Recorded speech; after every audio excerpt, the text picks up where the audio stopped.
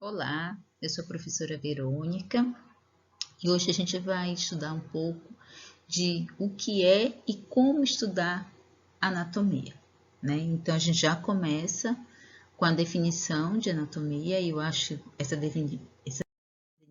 definição bem interessante, em que fala que anatomia é o cenário no qual ocorrem os eventos da vida. Eu adoro essa definição, porque na verdade ela resume realmente o que é o estudo da anatomia, quando ela faz essa analogia com o teatro, né, com as artes cênicas. E aí a gente vê, né, pensando em anatomia e lembrando do que a gente conversou na aula da apresentação do módulo, né, que a gente fala de morfofisiologia, e se a gente pensar que a anatomia é a morfologia, que é o estudo da forma, né? Então a gente tem que o nosso corpo é esse cenário onde os eventos fisiológicos vão ocorrer. Então eu acho interessantíssima essa definição de anatomia, o cenário do qual ocorrem os eventos da vida. Uma definição mais, digamos assim, acadêmica, a gente teria que a anatomia é o estudo, assim como a morfologia, né? Porque a morfologia ela abrange, né, toda essa parte de anatomia, né, de forma, é o estudo da forma. Tá? E essa forma a ser estudada, ela pode ter diversas dimensões. As dimensões, deixa eu colocar aqui a minha ponteira, as dimensões microscópicas, as dimensões que a gente consegue visualizar a olho nu e as ultras, né, as dimensões ultras microscópicas. E no caso da anatomia, ela se preocupa com o estudo das estruturas a olho nu. As demais estruturas que a gente pode estudar a forma também tem outro nome. Por exemplo, quando a gente vai estudar os tecidos, as características dos tecidos, a gente denomina de histologia, que é o estudo da anatomia microscópica, né? Por exemplo, se eu vou estudar as estruturas celulares, eu tenho a biologia celular, em que eu vou estudar cada forma de cada estrutura que vai compor a célula. Então, tem a anatomia ultramicroscópica e assim por diante. Mas o nosso conteúdo, né, que a gente fala de anatomia, vai se preocupar com essa dimensão, que é a dimensão que é visualizada a olho nu. Então, né, a definição mais acadêmica da anatomia seria seria o que estuda a forma, as estruturas externas e internas e a relação física entre as partes do corpo. Então, quando a gente estuda anatomia, a gente não vai apenas ver como a estrutura é formada, mas também vai ver com quem ela se relaciona. Então, a gente tem aqui, ó, interessante que a gente tem a visão, né, da cavidade abdominal, né, e aqui a gente tem retirado vários órgãos para a gente poder visualizar, né, os rins. E aqui, ó, a gente tem parte da cavidade abdominal, principalmente cavidade peritônica. Cavidade pélvica, olha, já estou falando bobagem. A cavidade pélvica. E aí a gente tem, ó, observando aqui, ó, o útero, bexiga, intestino grosso, para a gente ver e ver as relações de como essas estruturas estão se relacionando, cada uma, né? Então, com quem elas fazem limite, com quem elas estão relacionadas. Então, só para a gente visualizar aqui, ó, cavidade pélvica e a cavidade abdominal, tá? A gente também tem, né, como eu disse para vocês, várias formas, né, de estudar a anatomia. Tem a anatomia microscópica, né, que então a gente pode ver aqui o caso da estrutura da biologia celular, o estudo da biologia celular, biologia molecular, a histologia, que é o estudo anatômico da forma dos tecidos, né, das células especializadas, e a anatomia macroscópica, que é o que a gente vai estudar. E a gente estuda por diversos métodos a anatomia macroscópica. A gente pode estudar através de analisando a superfície, e aí a gente chama de anatomia de superfície. É aquela anatomia que vai estudar a forma geral do corpo. O exemplo que eu trago aqui é essas duas imagens, em que a gente pode definir cada parte do corpo de forma superficial. Então, aqui como a imagem mostra, ó, o músculo trapézio, a gente tem o osso da clavícula, o externo, né? Aqui essa região é do músculo peitoral. No braço, a gente tem o osso, o húmero, além dos músculos bíceps, olha, aqui está mostrando o tríceps, deltoide, a área, né, da escápula, desse osso que faz a ligação do membro com o que a gente chama de esqueleto axial. Então, isso a gente chama de anatomia de superfície, quando a gente estuda a forma geral do corpo. A gente também pode, né, estudar anatomia quando a gente chama pequenas regiões. E aí, quando a gente estuda as pequenas regiões, a gente vai estudar todas as características dessa região. Então, aqui eu trago essa imagem, por exemplo, que é a imagem da cabeça e do pescoço, que é uma região anatômica, a gente chama região de cabeça e pescoço. E se eu vou fazer um estudo de anatomia regional, o que é que eu vou ver? Eu vou ver essa primeira camada, eu vou observar a presença dos pelos, né? Cabelo, barba, a presença da orelha, de que é formada, nariz, olhos, mas não vou ver só a parte superficial. Eu também vou ver o que é formado por músculo, quais são os músculos que vão formar a face, quais são os nervos presentes nessa região, quais são todo o sistema vascular dessa região, além de observar a estrutura óssea. Então, quais são os ossos que formam a região da cabeça e pescoço? Eu tenho o crânio, eu tenho as vértebras cervicais. Que ossos constituem o crânio? Então, cada osso separado do crânio. Então, isso a gente chama, quando a gente pega uma região do corpo e disseca essa região de forma anatômica, né? Vai estudando cada parte. Então, eu vou estudar os ossos, os músculos, os nervos, todo o sistema vascular dessa região. Eu chamo anatomia regional ou topográfica. E a gente também tem a anatomia sistêmica, que é o que a gente vê no módulo, né? Então, o módulo, quando trata, né, a morfologia em si, a gente trata a morfologia de forma sistêmica, que vai considerar cada sistema e vai estudar cada sistema. Então, a gente vai estudar o sistema tegumentar, o sistema esquelético, articular e muscular. Esse sistema a gente unifica em um único, que a gente chama de sistema locomotor. Sistema nervoso, sistema circulatório, digestório, respiratório, urinário, genital e endócrino. E ao mesmo tempo que a gente estuda separado, a gente também faz as relações, porque a gente sabe que não tem como isolar um sistema, porque cada sistema também depende, trabalha unificadamente com os demais sistemas para os processos fisiológicos do nosso corpo. Então, a gente estuda os sistemas separados e estuda também as relações entre sistemas. Por que eu estou falando isso? Vocês devem estar se perguntando, mas professora, por que a senhora está explicando que a anatomia eu posso estudar anatomia topográfica, eu posso estudar anatomia regional? Porque quando vocês forem à biblioteca, verem, pesquisarem os livros de anatomia, vocês vão observar que cada livro também tem um olhar igual ao que eu estou mostrando para vocês. Tem livros de anatomia que é sistêmico, tem livros que é de anatomia regional. E aí vocês podem ficar meio perdidos, mas a professora não passou isso, cadê esse conteúdo? É porque são olhares diferentes do mesmo conteúdo estudado. Então, vocês têm que ter ciência disso, que a anatomia ela pode ser vista e estudada de diversas maneiras. E, além disso, a gente também tem outras perspectivas para estudos de anatomia. Por exemplo, a embriologia, a biologia do desenvolvimento, também tem seus aspectos anatômicos, de estudo, de identificação. Vocês já viram na Animalia 2, estão revendo aqui vão rever, não, desculpa, e vão continuar vendo aqui na Animalia 3 a anatomia comparada, que também é uma outra perspectiva de estudar anatomia, tá?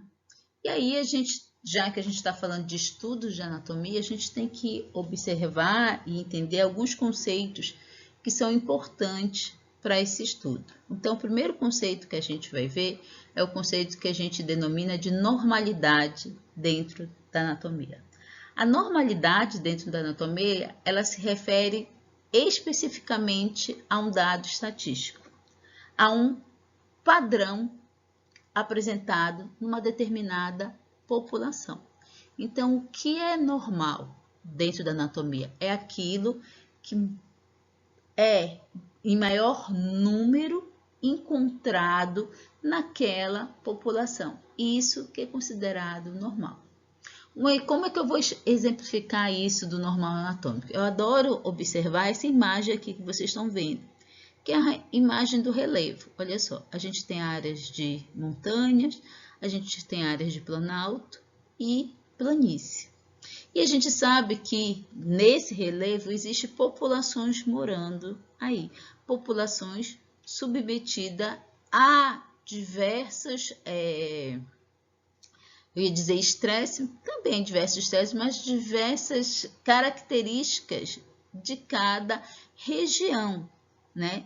E isso vai moldar aquela população. Então, os achados anatômicos que eu vou encontrar aqui na população de planície pode ser bem diferente dos achados anatômicos que eu vou encontrar numa população que está presente lá na cordilheira, né? E aí vocês vão dizer, realmente, professora, isso mas em anatomia, né, não só nas demais ciências da biologia, na anatomia a gente também tem isso. E na anatomia humana também, né, que a gente fica, mas também tem, a gente sabe que determinada população animal vai estar interagindo com o seu meio e aí você vai ter aquela característica daquela população, mas no ser humano também.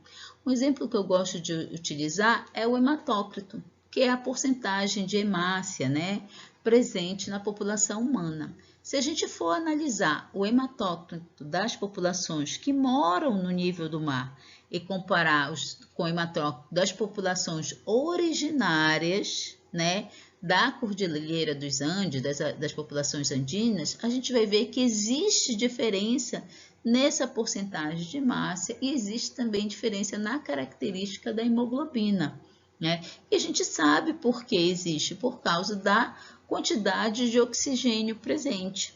E aí, esses padrões presentes na população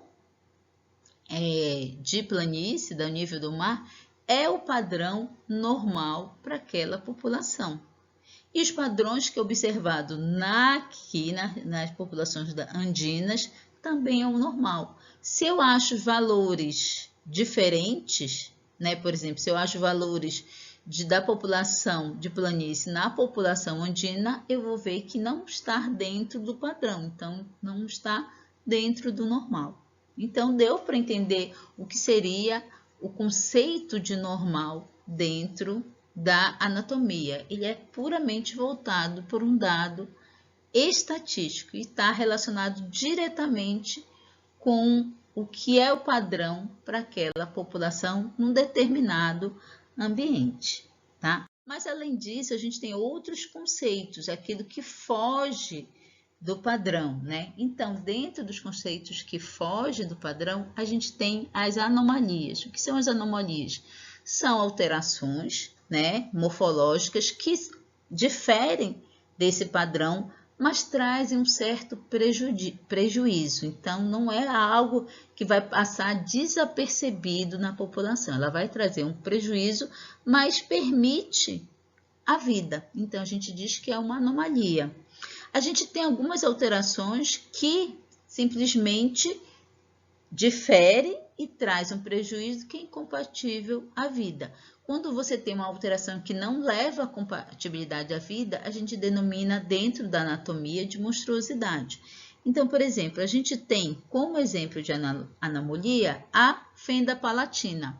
O que é a fenda palatina? É essa abertura que não se unificou, não se solidificou durante o desenvolvimento embrionário. Então, durante o desenvolvimento embrionário, a formação da face se dá pela presença dos arcos, né? Dos arcos faríngeos. E o primeiro arco faríngeo é que vai gerar a formação da maxila e a formação da mandíbula. E aí, por algum motivo, esse arco faríngeo não houve a fusão dele na região frontal, levando a essa abertura aqui, ó, que pode ter diversos tamanhos e que trazem um determinado prejuízo. Por exemplo, na criança leva um prejuízo na alimentação, leva um prejuízo na fala, né? Mas que é compatível com a vida, né? Isso, uma cirurgia reparadora rapidamente resolve a formação da fenda palatina, tá? Então, isso a gente denomina fora do padrão e a gente denomina que traz um prejuízo, a gente denomina de anomalia. As monstruosidades são aqueles que não levam, não permitem a continuação da vida. O exemplo que eu trago aqui é a formação de como é que a gente diz? Uma má formação embriológica, a gente chama de cíclope, né? Que é por algum motivo não houve a formação, não há formação do desenvolvimento do sistema nervoso central. Você vê, tem a formação de um único globo ocular e devido a essa não formação do sistema nervoso central, não formação das áreas oculares, não houve compatibilidade com a vida. Então, nesse caso, a gente diz, dentro de anatomia, a gente diz que tem a monstruosidade. Mas a gente também tem diferenças, né? Alterações morfológicas que não estão dentro da normalidade, mas que não trazem prejuízo à vida. Como a gente diz, essas alterações morfológicas que não trazem nenhum prejuízo à vida ou nenhum prejuízo funcional, a gente denomina de variação anatômica. Então, aqui a gente vai mostrar o que são essas diferenças do normal que não prejudicam em nada a função. Aqui a gente observa, olha aqui, a drenagem venosa, né? Então, aqui é a drenagem venosa do braço. Então, a gente tem aqui, ó, essa aqui é veia humeral, veia humeral, veia humeral. E aqui, ó, para formar essa veia humeral, já veia braquial, gente, desculpe, a veia braquial, é que aqui a gente tem o húmero, né, o osso, tem a veia braquial, veia braquial, veia braquial. E para formar a veia braquial, a gente tem duas grandes veias, a veia ulnar e a veia radial. Tá vendo aqui, ó, ulnar e aqui a radial. Ulnar e radial. Só que a gente também tem várias veias tributárias, que são veias de menores calibres, que auxiliam nessa drenagem, como vocês podem ver. Então, esse primeiro quadro de drenagem venosa é o que é o padrão. Mas se vocês observarem aqui, o que ocorreu aqui, ó, na veia ulnar, eu tenho uma tributária muito mais calibrosa, que auxilia na drenagem, mas não vai alterar em nada a minha drenagem venosa. E se eu observar, essa aqui é bem interessante, porque é como se a veia ulnar fosse dividida em duas, olha só. Então, tenho duas, e aqui, ó, esse ramo aqui, ó, levando para essa tributária, aqui é a veia radial. E também não vai alterar em nada a função, é só uma diferença nessa drenagem venosa. Então, essa variação anatômica, essa diferença do padrão, a gente chama de variação anatômica. E aí a gente vai ter vários fatores que geram essas variações. Então, um dos fatores é a idade. Então, a gente sabe que as características, né, quando a gente pensa em anatomia como um todo, as características anatômicas de uma vida intrauterina, né, é bem diferente das características anatômicas de uma vida que a gente chama de pós-natal, que é intrauterina, é o desenvolvimento fetal, e aqui é o após o nascimento, né, pós-natal. E a gente sabe também que as características anatômicas, elas diferem pela idade. Então, aqui a gente tem um olhar da juventude, as características anatômicas da juventude, que diferem um pouco das características anatômicas na fase senil, né, na senilidade. Então, a gente tem. Isso é importante a gente saber que esses fatores geram a modificações anatômicas. Então, idade é um fator que gera modificação anatômica. Mas não é só a idade, a gente vai ver que também existe vários outros fatores que podem levar a alterações anatômicas entre si. Então, nas fases da idade, a gente tem variações anatômicas. Entre os sexos, a gente tem variações anatômicas. A gente observa a imagem desse casal e a gente vê que, por exemplo, tirando os caracteres sexuais secundários, a gente tem diferença entre homens e mulheres. E quais são essas diferenças?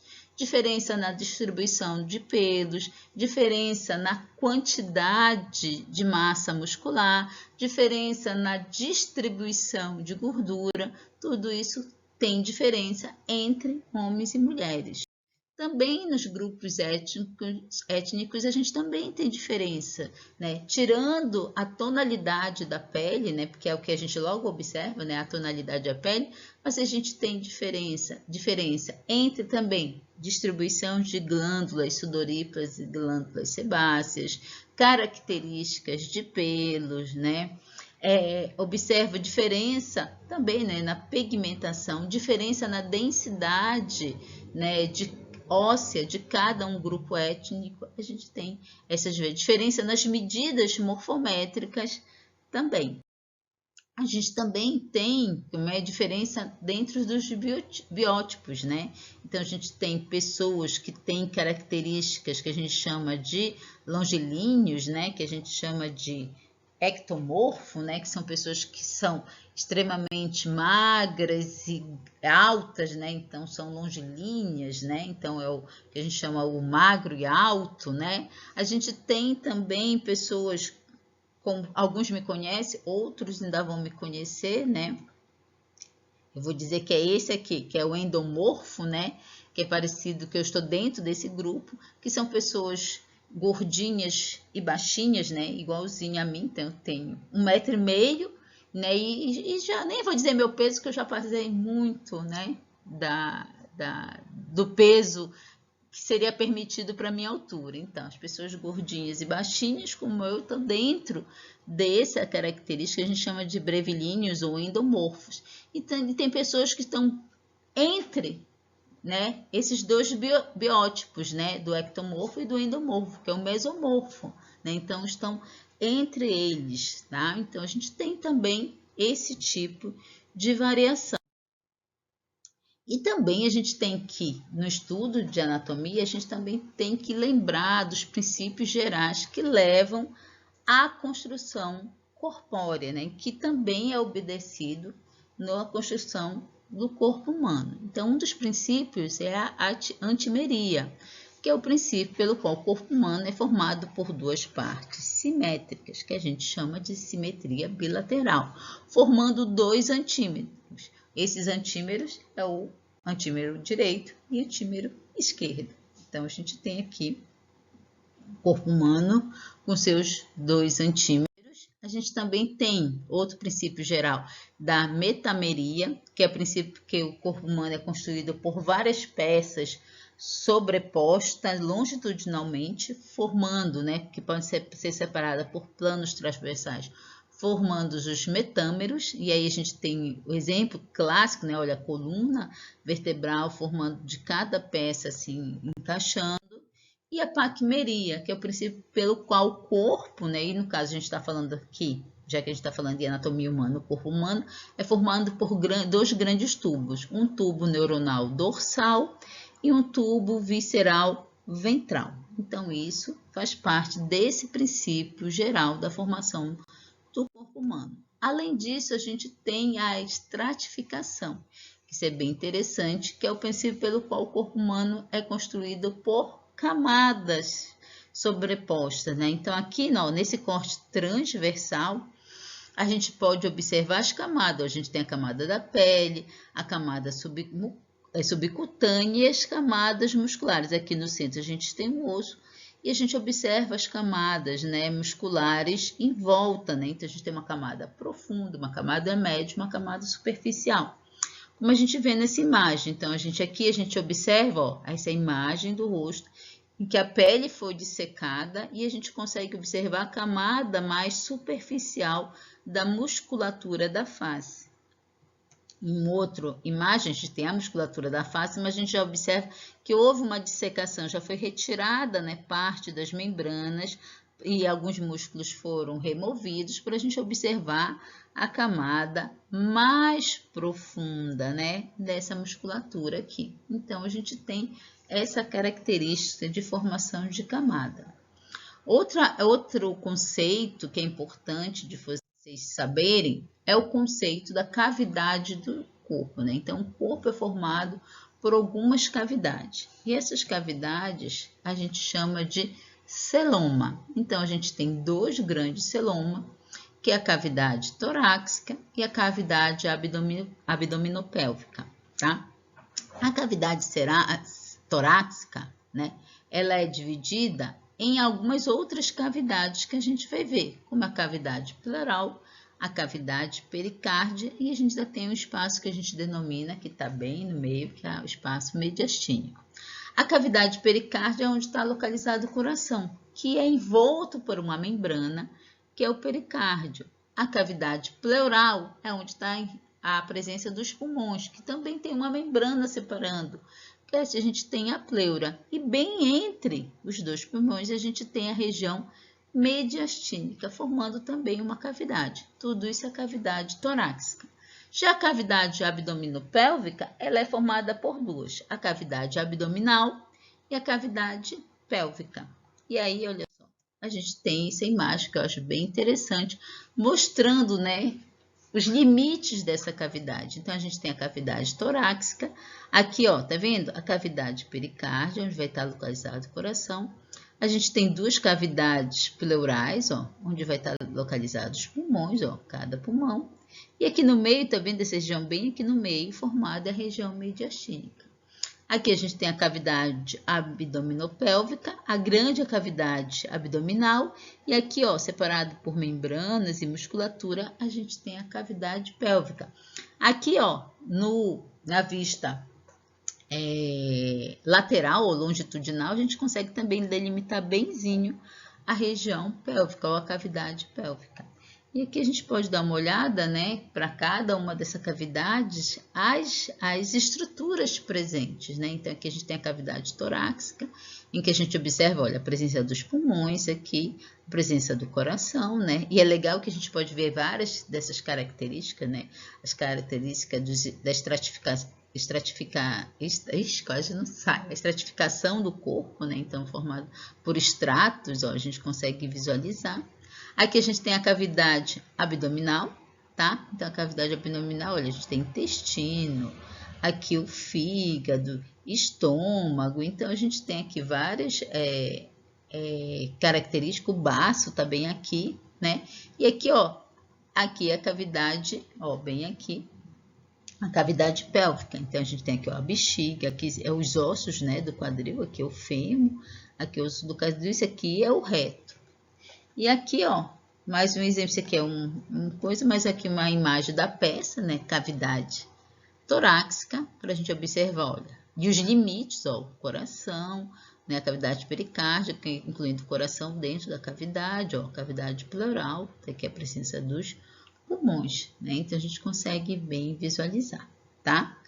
Aí, para a gente entender um pouco mais de anatomia, entender como a gente vai fazer essa descrição, né, a gente também tem que entender como os órgãos estão posicionados no corpo. Para que isso ocorra, os estudiosos da anatomia determinaram alguns padrões para que ocorra a descrição, né? O primeiro padrão determinado é que a gente chama de posição anatômica. Então, todas as estruturas vão ser descritas a partir dessa posição anatômica. Por quê? Porque fica bem complicado quando eu vou fazer uma descrição de uma estrutura, dizer que ela está à direita ou está à esquerda, mas à direita ou à esquerda de quê?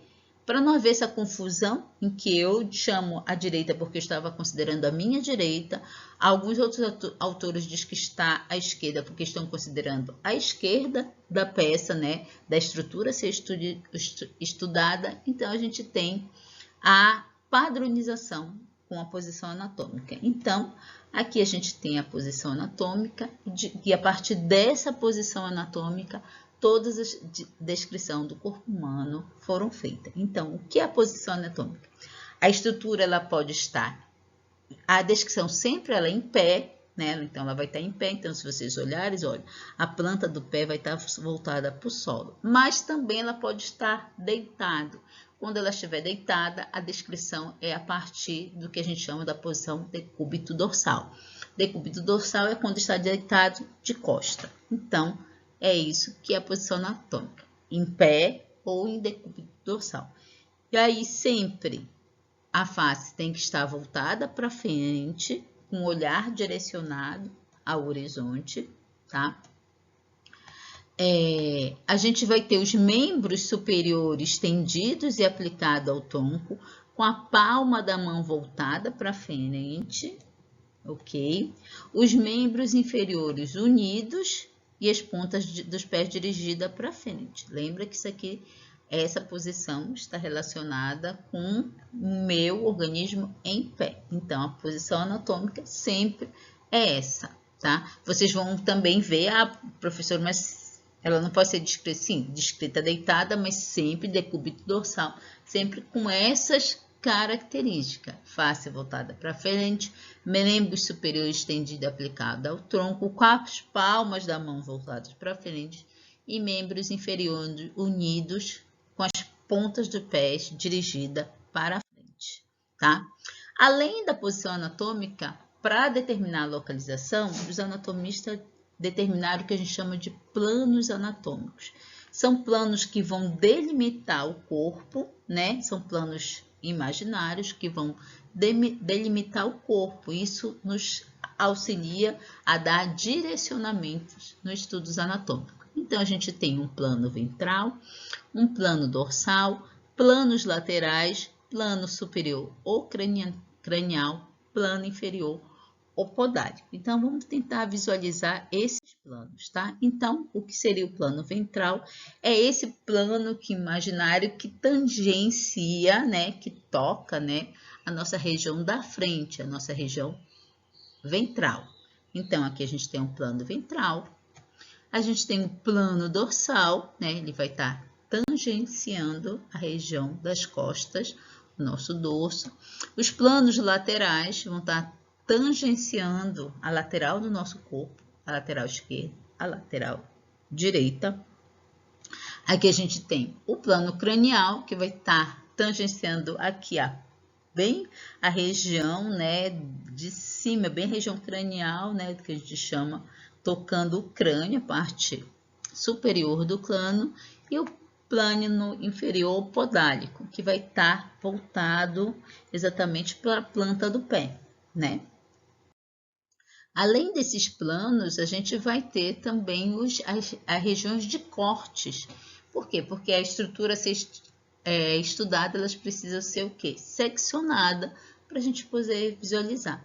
E essas secções ou esses cortes também têm um direcionamento. Então, a gente tem, ó, essas secções que têm os direcionamentos. Então, a gente tem a secção sagital ou mediana, a secção coronal ou frontal e a secção transversal horizontal. Então, são cortes planos que atravessam o corpo.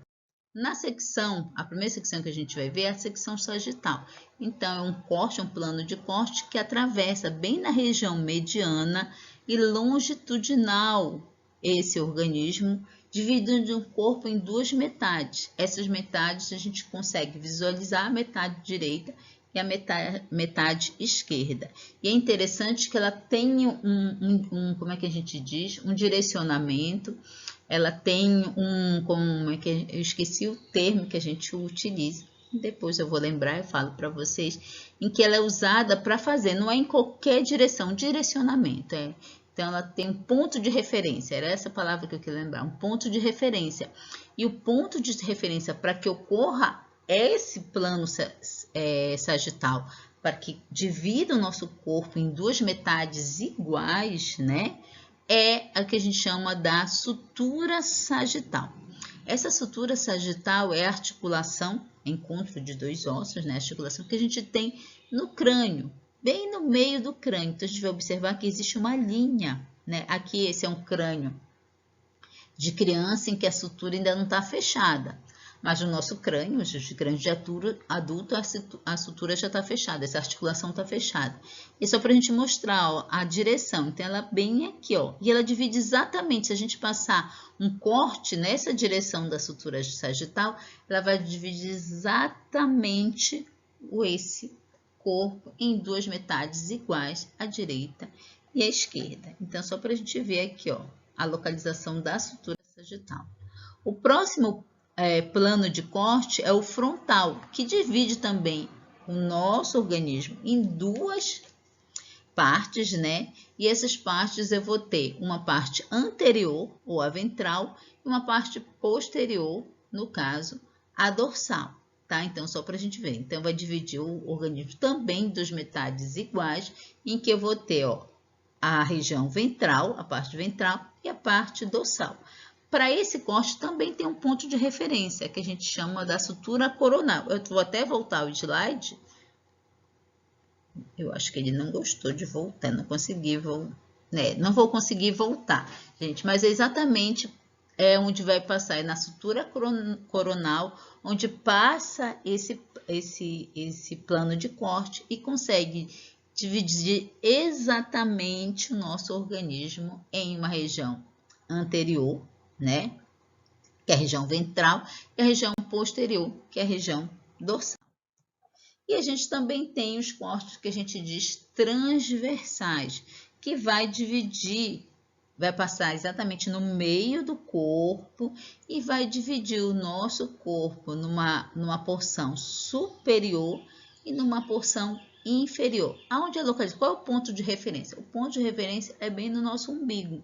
Se a gente passar um plano de corte na direção do umbigo, a gente vai dividir exatamente no meio, né? E aí eu vou ter uma região superior e uma região inferior. Essa superior eu posso denominar de cranial e essa inferior eu posso denominar também de, no caso, alguns chamam de caudal, outros pode também chamar de podálica também. Então, a gente tem essa divisão.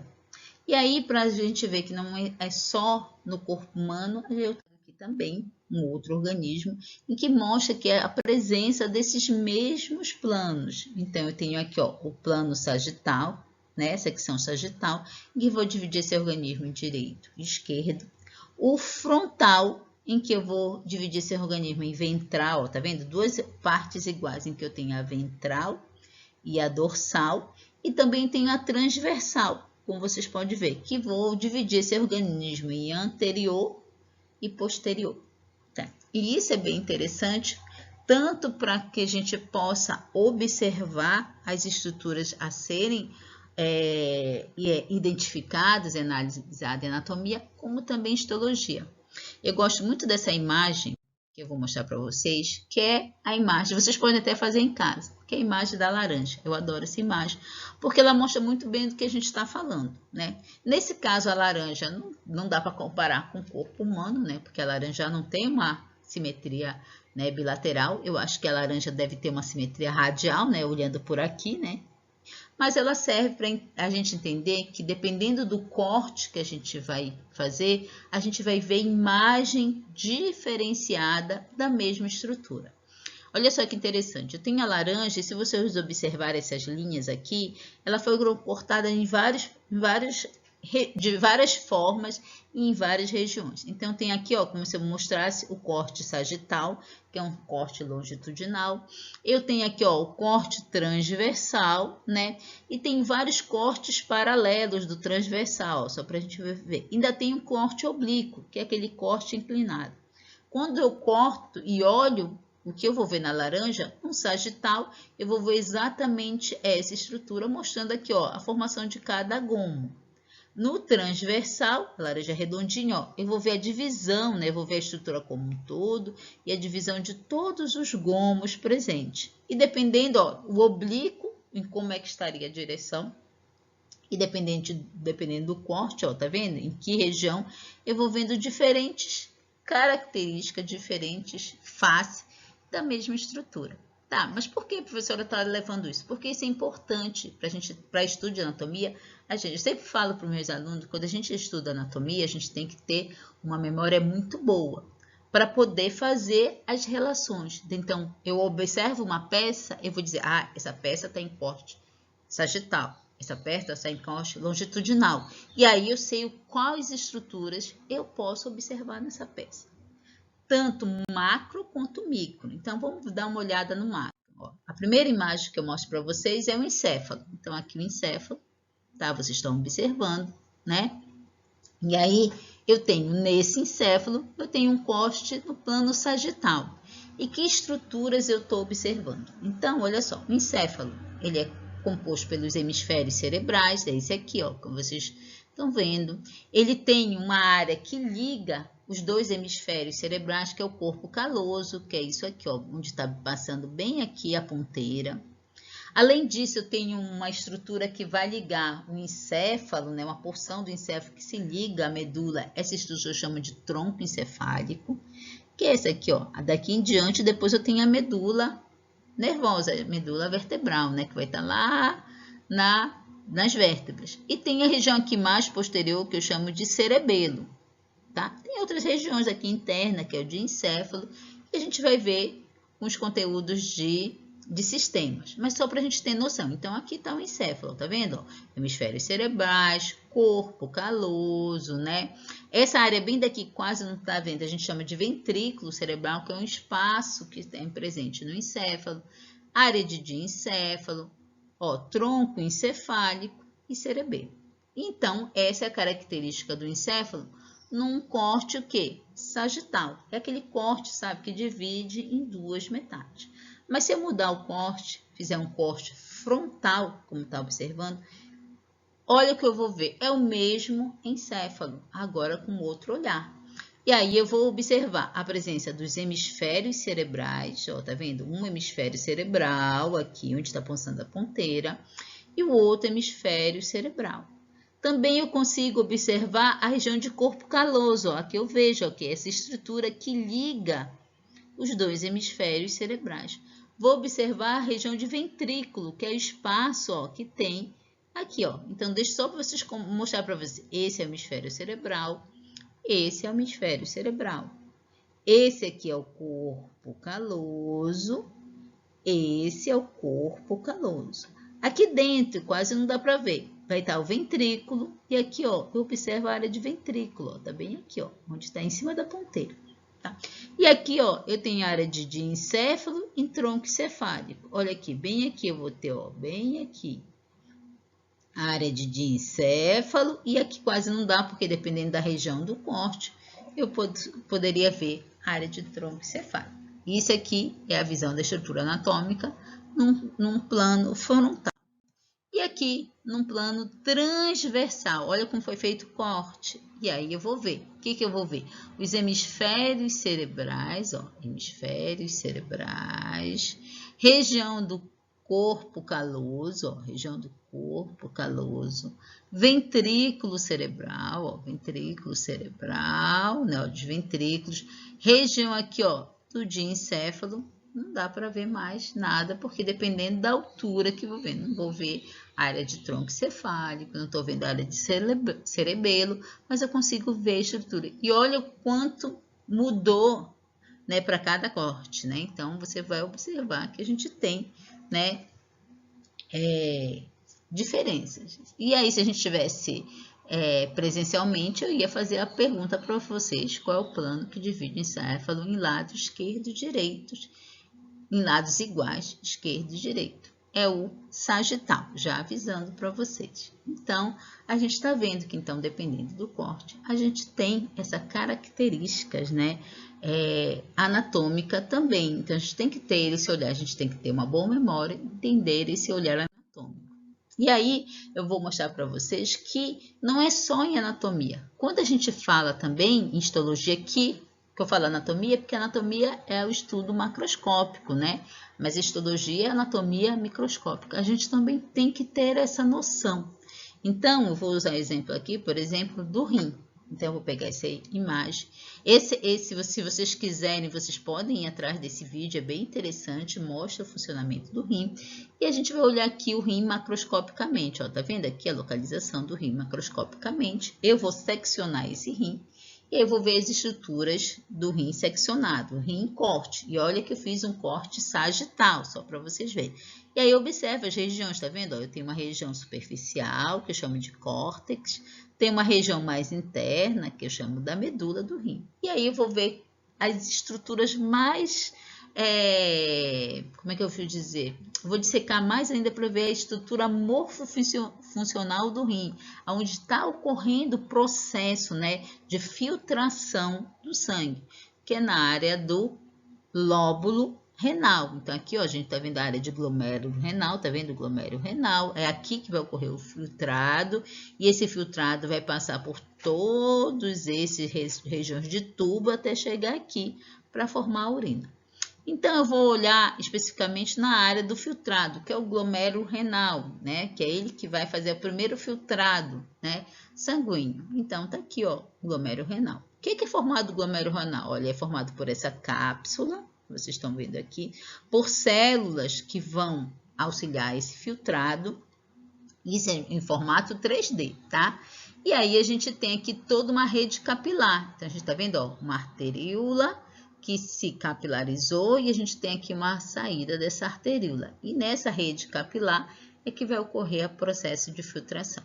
Isso é em 3D, mas em histologia, quando a gente faz a lâmina histológica, o que eu vou visualizar? Eu vou visualizar exatamente isso aqui. Isso é a visão histológica de um glomérulo renal. Então, que eu vejo as células, olha, as células formando a cápsula.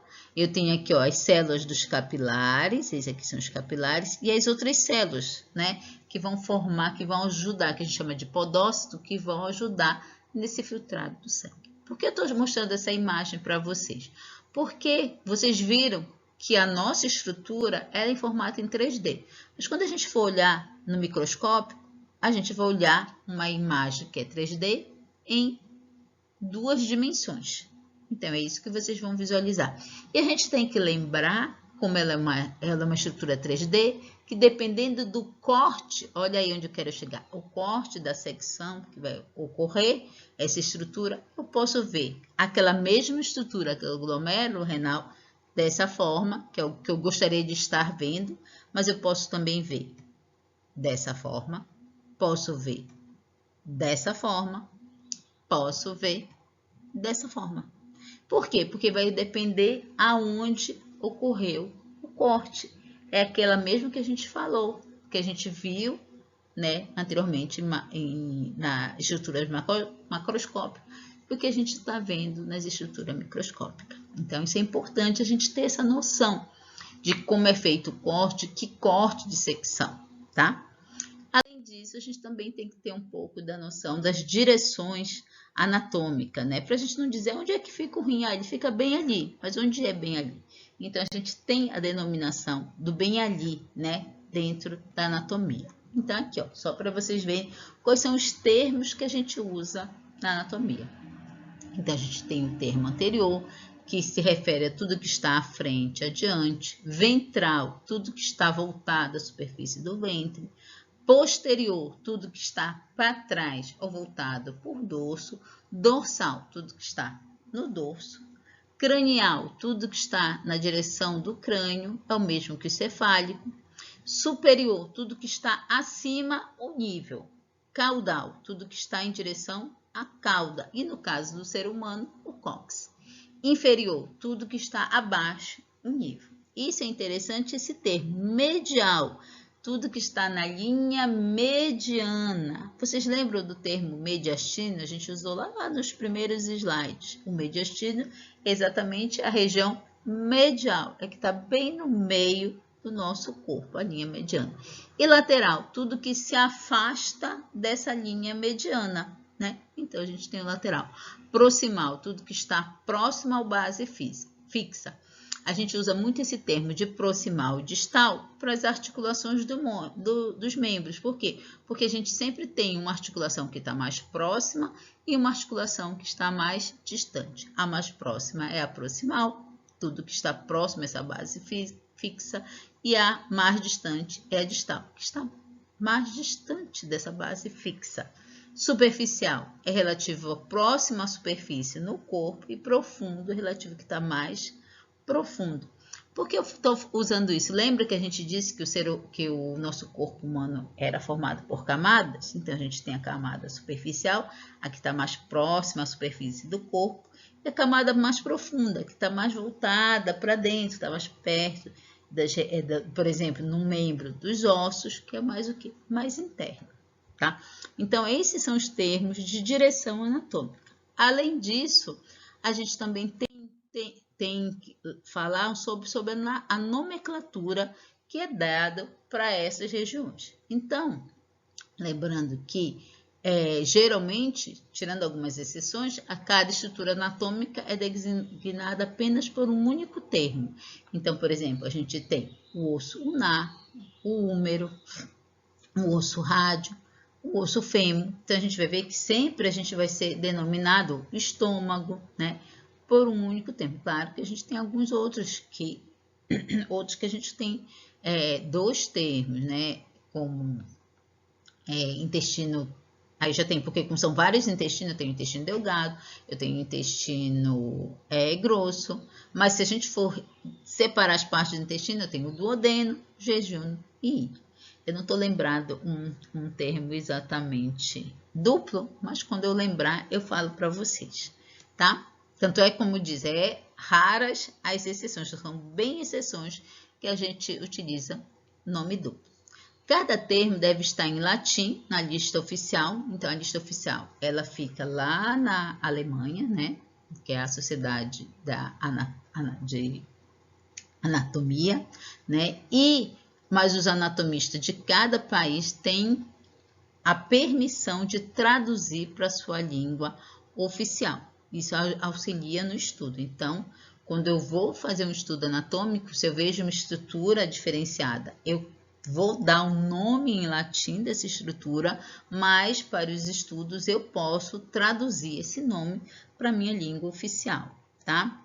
Cada termo deve ser, dentro do possível, mais curto e simples, para ser fácil de gravar. Os termos devem ser fáceis de ser relembrado e devem possuir, acima de tudo, valores instrutivo ou descritivo.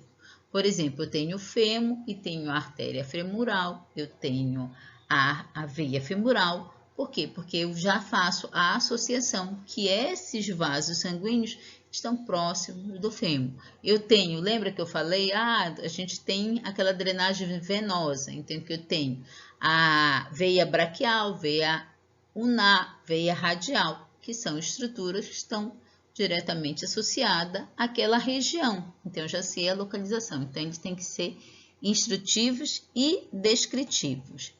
Estruturas muito relacionadas topograficamente, regionalmente, devem possuir nomes similares. Olha só, artéria femoral, veia femoral. São estruturas que estão relacionadas topograficamente, bem próxima daquela região, né?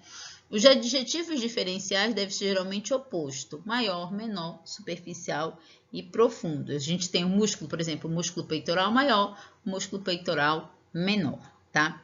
E os termos derivados de nome próprio não devem ser usados. Claro que tem exceção, por exemplo, a cápsula de Neumann ou cápsula de Baumer.